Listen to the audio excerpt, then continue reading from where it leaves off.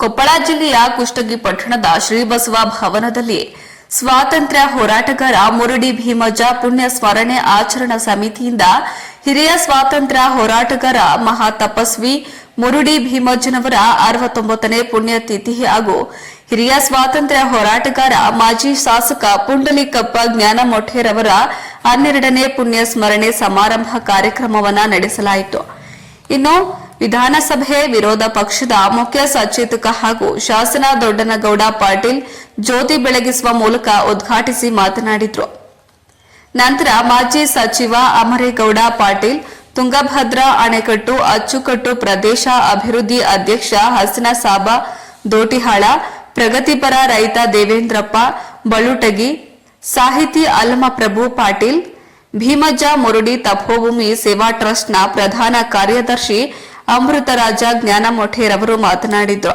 ಈ ಸಂದರ್ಭದಲ್ಲಿ ಮಹಾರಾಷ್ಟ್ರದ ಪ್ರಭಾಕರ, ದಾದಾ ಭುಜರಂಗ, ಭುವಾ ಬೋದಲೆ, ಯಶವಂತ ಮಹಾರಾಜ ಬೋದಲೆ, ಬಳ್ಳಾರಿಯ ರಮೇಶ್ ಬೋದಾಂಡೆ, ಶಿವಪ್ಪ ನೀರಾವರಿ, ಅಮೃತರಾಜ ಜ್ಞಾನಮೊಠೆ, ಅಪ್ಪಣ್ಣ ನವಲಿ ಸೇರಿದಂತೆ ಜ್ಞಾನಮೊಠೆ ಕುಟುಂಬದವರು ಹಾಗೂ ಇನ್ನಿತರರು ಗಣ್ಯರು ಹಾಗೂ ಸಮಾಜದವರು ಹಾಜರಿದ್ದರು.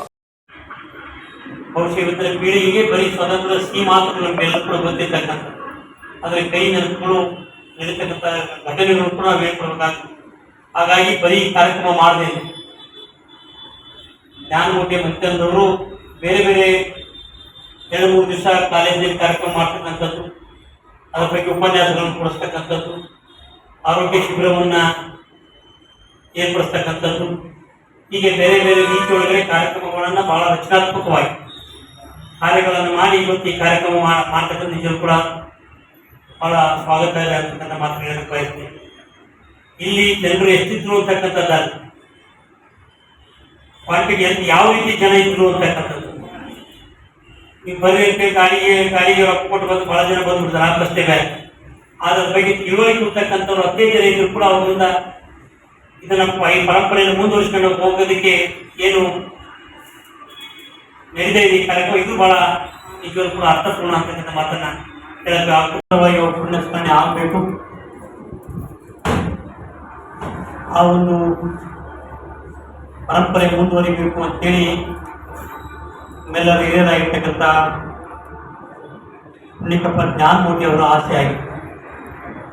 ಮಾನ್ಯ ಕಾರ್ಯಾಧ್ಯಕ್ಷರು ಕೂಡ ಈ ಕಾರ್ಯಕ್ರಮಕ್ಕೆ ನಮ್ಮೆಲ್ಲರ ಪರವಾಗಿ ಏನು ಶ್ರೀಗಳೇನು,